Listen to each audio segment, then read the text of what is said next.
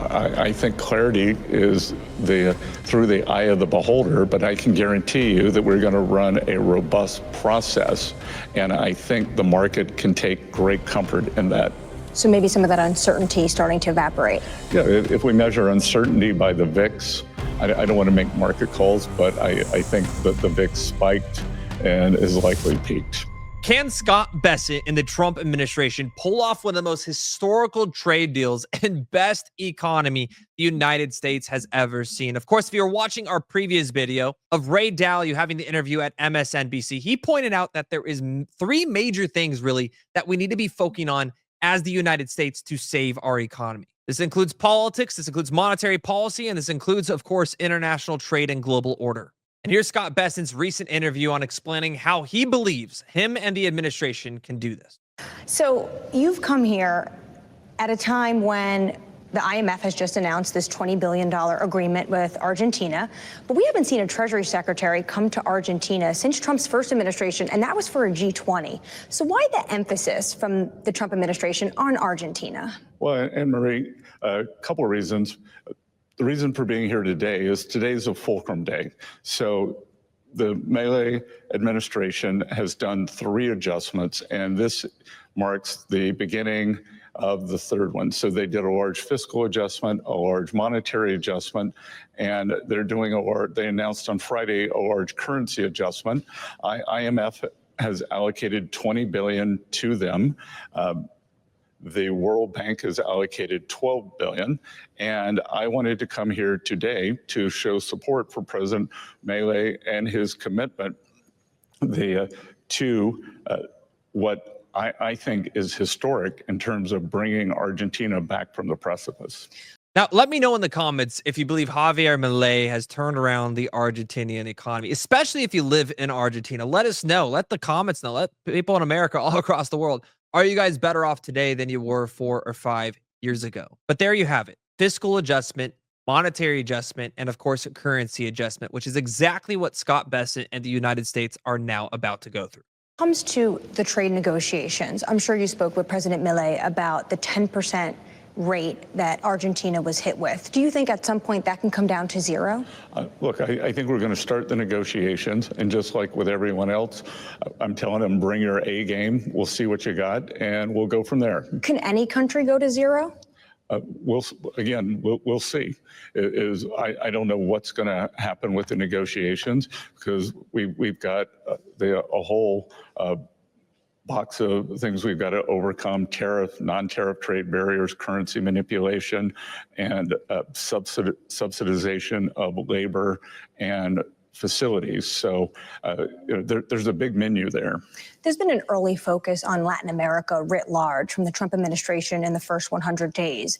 Is Latin America policy also, in a sense, China policy for this administration? Well, I think that might be a good description, because what we are trying to keep from happening is what has happened on the African continent, where China has signed a number of these kind of rapacious deals marked as aid, where they are really, they've taken mineral rights, they've added huge amounts of debt onto these countries' balance sheets. It's undisclosed to any of the other international organizations. They've got tolling arrangements. So they're guaranteeing that future generations are going to be poor and without resources. And we don't want that to happen any more than it already has in Latin America.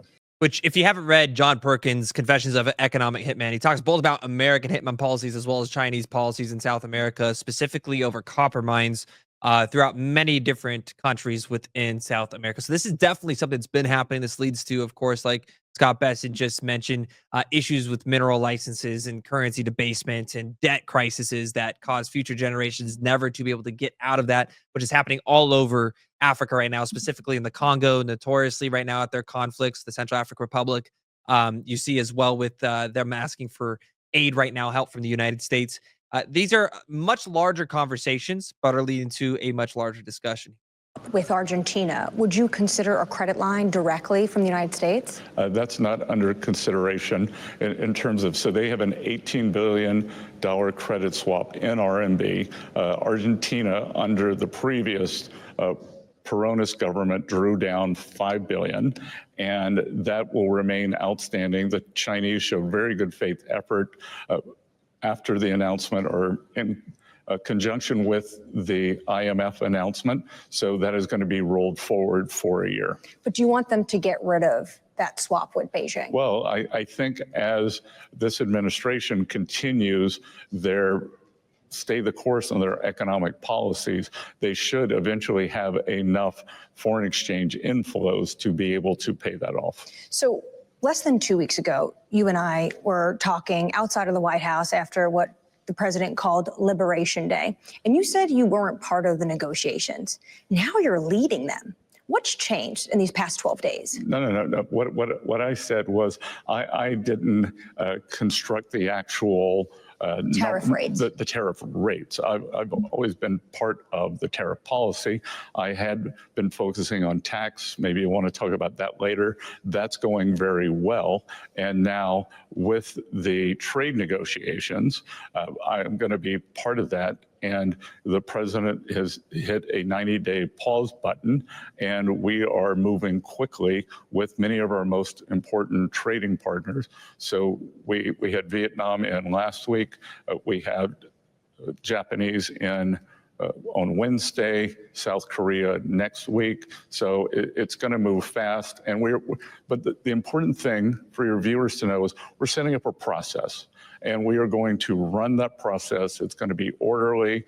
And at the end of the day, especially for the most important trading partners, the president's going to be involved. The question I have, and I'm sure all of you watching have here, is going to be how quickly can these negotiations actually take place? How quickly can they get the VIX and the stock market to fizzle out, to start breathing, to start understanding with certainty which direction this market is going? Because as of right now, it seems like China's throwing out, just curveballs with shutting down Boeing, for example, with like 175 production planes, embedding themselves with their own tariff conversations on our end as well. How long is this process going to take?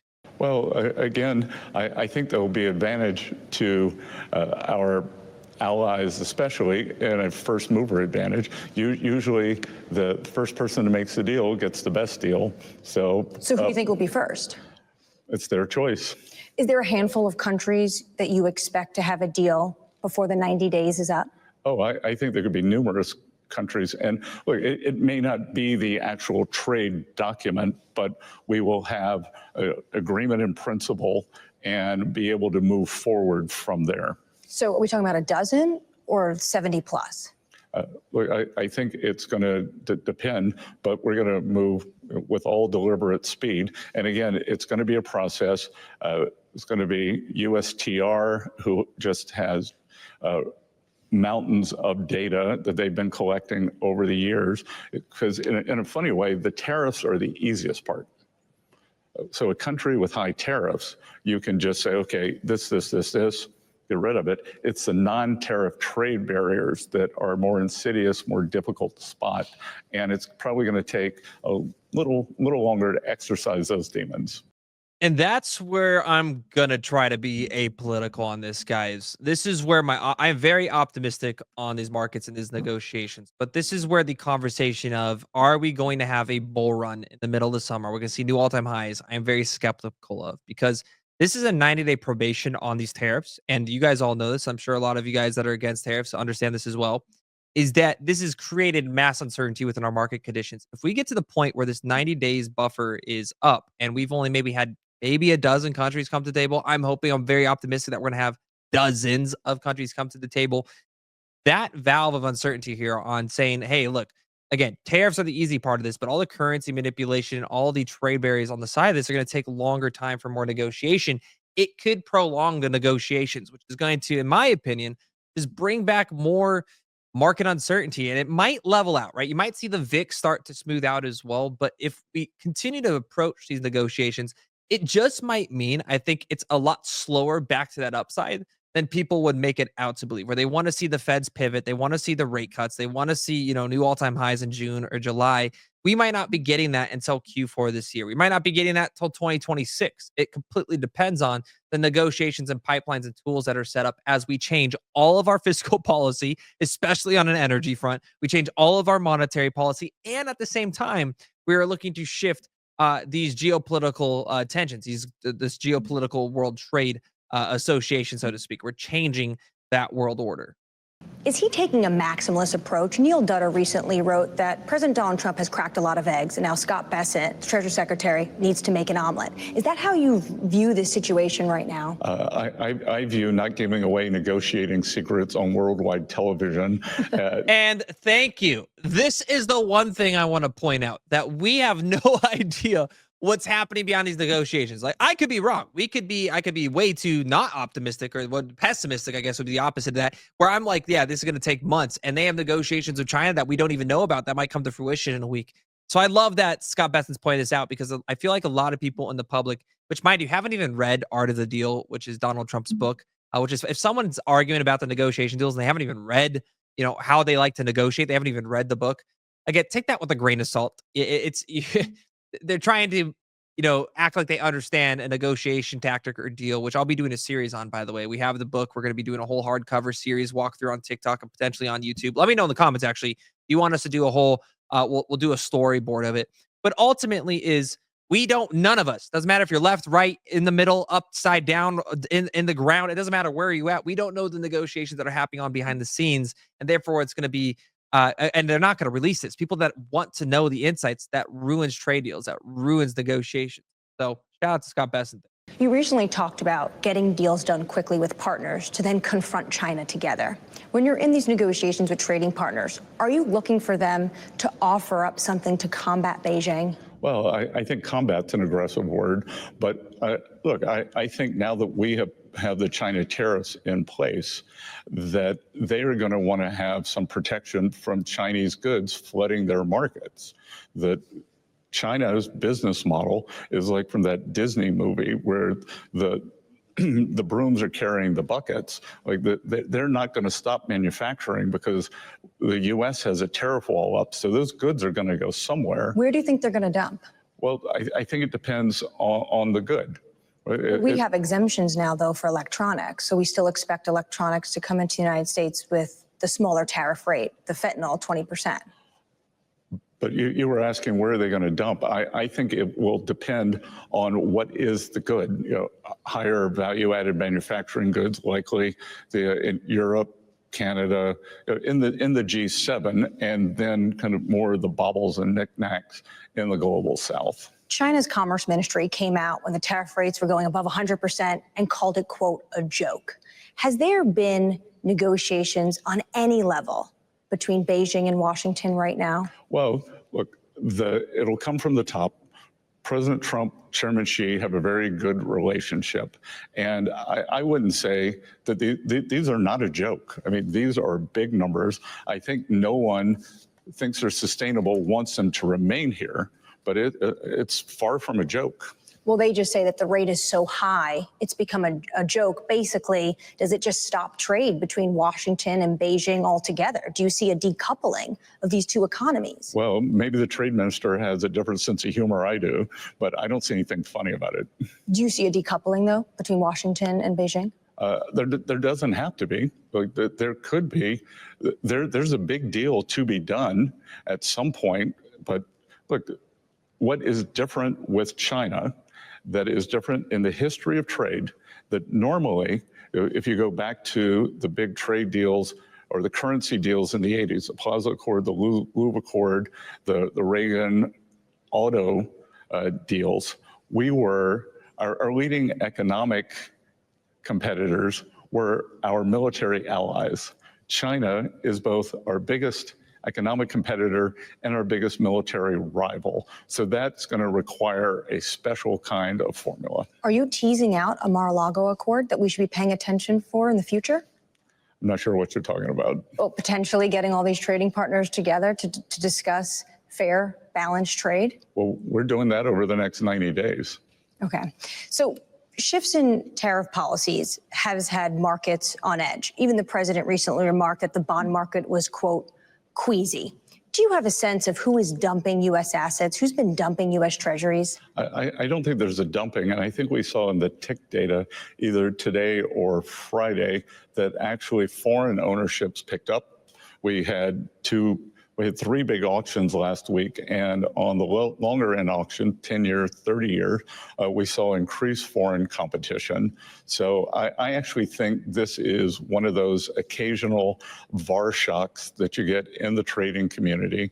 I think a lot of people got very leveraged, maybe out over their skis, and then you combine that with some real money selling, and you get these moves. So you don't think it's sovereigns, potentially it's hedge funds unwinding? I have no evidence that it's sovereigns. And look, Anne-Marie, not you, but the nature of journalism is to create a headline that 10 days ago, when 10-year yields hit 390, said, well, Secretary Bessent got what he wanted. He got 10-year yields down, but it's the wrong reason. Now, I forget what they hit on Friday, maybe 440 something. We saw a 50 basis move last week in 10-year yield at the same time that the dollar was weakening nearly 3%. How do you simultaneously look at that situation? It feels like investors are dumping U.S. assets. Well, look, I've learned that not to look at what happens over a week, right? Like, I, for better or worse, have lived through a lot of these things, and in trading, in one's personal trading history, it's the scar tissue that sticks with you the most. I can tell you exactly where I was standing in 1998 when the long-term capital, the debacle happened. That had nothing to do with anything other than a bunch of geniuses up in Greenwich who had too much leverage. So you're not concerned at this moment about the U.S. dollar or the U.S. Treasury losing safe haven asset? No, look, we're still a global reserve currency. We are still a global reserve currency. That we have a strong dollar policy. The dollar can go up and down. If you go and look back at President Trump's first term, I don't remember the exact number, but the dollar in 2017 went down, I can't remember, 7, 8, 9%, and then once the tax bill was done, took off for the remainder of his term. Have you spoken to the Fed at all about contingency plans, though, if financial stability risks flare up? Chair Powell and I have breakfast every week, and we discuss a wide range of things. And our staffs are always in contact. We have a markets room, they have a markets room, but and specifically, did we discuss some kind of a break the glass? I think we're a long way from that. So when was the last time you guys spoke? You had breakfast last week? We had breakfast last week, and it was an away game. I was over at the Fed. And no concern so far from the Fed chair and what he saw in the Treasury market? I think we would have heard from the Fed chair. I think we heard from Governor Collins of Boston on Friday. We heard from Governor Weller today on his thoughts on what tariffs mean. So seems like business as usual. When it comes to the Fed chair, his term is up May 2026. So we're almost 12 months out from that. When are you going to start to think about, have these discussions with the president about who should lead the Fed? Well, we think about it all the time. I think when are we going to start the interviewing candidates? And that'll be sometime in the fall. In the fall. The Fed has two duties, and I believe that monetary policy is a jewel box that's got to be preserved, and then they have regulatory policies, and I think we can have more of a discussion because the Fed is one among 3 bank regulators, and there's the Fed, controller of the currency, and the FDIC. So I think it's very easy to delineate between those two. So at the moment, no concern? No concern. When you talk to Fed Chair Jay Powell, at the moment, it doesn't sound like they feel like the need to step in on this unraveling we saw last week with the bond market. Does the Treasury have any plans to do something if this was to become more unnerving? Well, look, the Treasury has lots of things we can do. And but again, I think we're a long way from that. But all options would be on the table? Sure. But again, we have a big toolkit that we can roll out. We do regular off-the-run buybacks. We could up the buybacks if we wanted. So Just finally, I want to get your thoughts on something you told me, John, and Lisa in February, which was that in your old world, you would be that person with your ear against the door, trying to understand what policymakers were doing, so then you could predict where financial markets would go. In this moment where we hear from top executives constantly, today it was the Goldman Sachs CEO, last week it was JB Diamond, and there's uncertainty, especially around tariff policy. What advice would you be giving to your old self? To look at the whole policy, because, again, not you, but others in the media can pick one factor. So right now it's tariff, but we have, you mentioned we have tax coming up. We have deregulation. So, it's a mini, the leg stool. And I would try to think about, what's happening. The tariff sequencing was always going to be first. The tax bill's going very well. And I think I've been pleasantly surprised at how quickly that's moving along.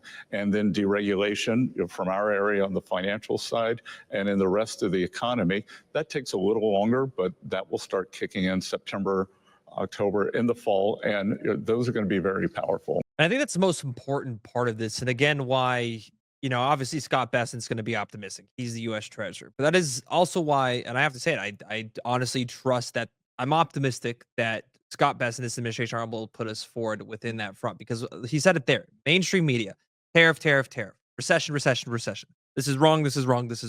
None of them are talking about the fiscal changes. None of them are talking about the tax changes. None of them are talking about, the deregulation. And all of those start rolling in August, September, October, November, which is why, again, I said at the previous, a little bit earlier in this video, are we going to get that bull run in summer? Maybe not. It might be pushed more towards Q4, because we are still months away from all of that uncertainty being leveled out. And we could get it as soon as, again, June. But it seems like from this conversation here, Scott Bessent, when he sits down with Jerome Powell is not, he's sitting there, he's chilling, he's hanging out. He's like, look, administration, do what you guys want. We're going to watch tariffs, but the markets are good. We got great unemployment numbers. Inflation's coming down. We are happy where we're sitting at right now, and we don't need to make any drastic changes. If we need to step in, can we step in? Of course.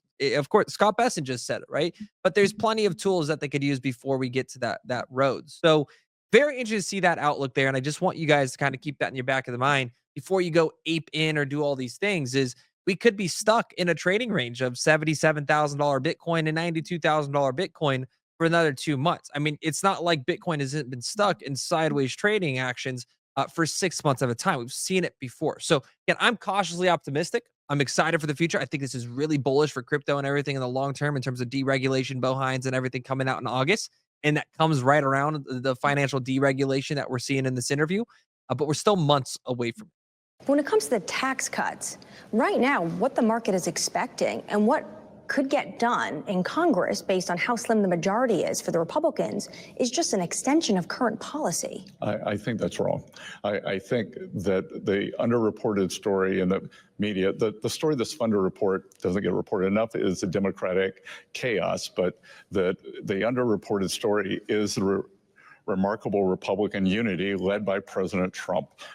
Speaker Johnson, on first try, got instructions out of the House for the budget. He passed a clean CR first try. Leader Thune pinged it back to the House very quickly with their instructions. And I had something along with Kevin Hassett, had an NEC chair called the Big Six, which also includes Leader Thune, Speaker Johnson, Senator Crapo, Committee Chair Jason Smith.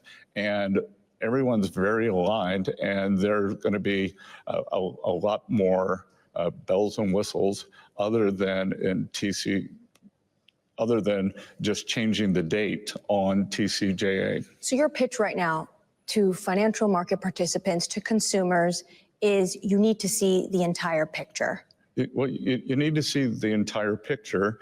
And as President Trump said the other day, stay cool. It was my message when I was out with you on April 2nd.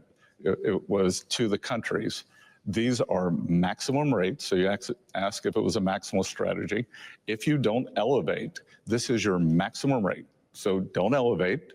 You have, in markets, the upside barrier. You don't have unlimited risk. And then come to us and we will negotiate in good faith. Can you guarantee clarity in 90 days? I think clarity is through the eye of the beholder, but I can guarantee you that we're going to run a robust process. And I think the market can take great comfort in that.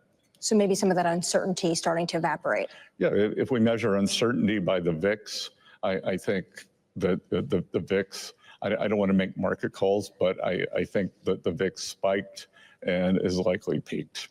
And there you have it. The Secretary Treasury just came out and predicted that the VIX has peaked. If that's true, the volatility is going to start leveling out, start seeing not only a bottom be placed, but ultimately see that sideways action before the markets fully kickstart in turnover. Whether that's 2 weeks, whether that's 2 months, whether that's 6 months, that timeline is on the horizon. Unless you believe they're going to fail, which you can let me know in the comments. Do you believe Scott Bessent is going to fail? Do you think the fiscal and monetary policies this administration is pursuing on the American people is not only going to fail, but it's going to wreck and send us into a depression or recession? Because on one hand, you have Scott Bessent saying this, but again, Ray Dalio, the video world's greatest hedge fund manager, someone who is apolitical, that has been betting on the downfall of the US dollars, believes that tariffs actually, if done and negotiated properly, and those deficits are reduced, and you have the proper tax cuts, you can actually see a booming, robust market. So we're in the middle of, this is history. This is taking place right in front of our eyes. We don't know the negotiations, but we do know what is in front of us on a policy front. That is deregulation. That is better fiscal policy. That is better crypto regulation and prosperity for crypto and blockchain inside the United States. Potentially a Bitcoin strategic reserve, and is why I am simply dollar cost averaging into those blue chips. We told you guys under 80,000. I haven't bought much recently other than Arrow, which is up like probably 30% right now. Ultimately, I am DCIing into those blue chips, and I am looking at the long-term aspect of this. This is the weirdest market ever. Bitcoin's still at $80,000, $85,000, but altcoins have been absolutely plundered. You know, this isn't your traditional bear market mechanic. It might end up, we might zoom out in 6 months from now and look back and be like, man, it was one of the basic 30% pullbacks Bitcoin always goes through, and we're seeing a risk-adjusted transition because of the risk environment with trade wars taking place. We don't necessarily know that outcome, but again, we know what this administration wants in terms of policy and what that policy looks like in the future. So if you haven't already, guys, hit that like button, subscribe to this channel. We're going to be keeping you guys up to date with all things macro as well as crypto on this channel. I'm Joshua Jake, one of the hosts here on Discover Crypto, and we'll be here with you guys every single step of the way. No matter if we go into a recession or an economic boom, we will be here for you guys. See you soon.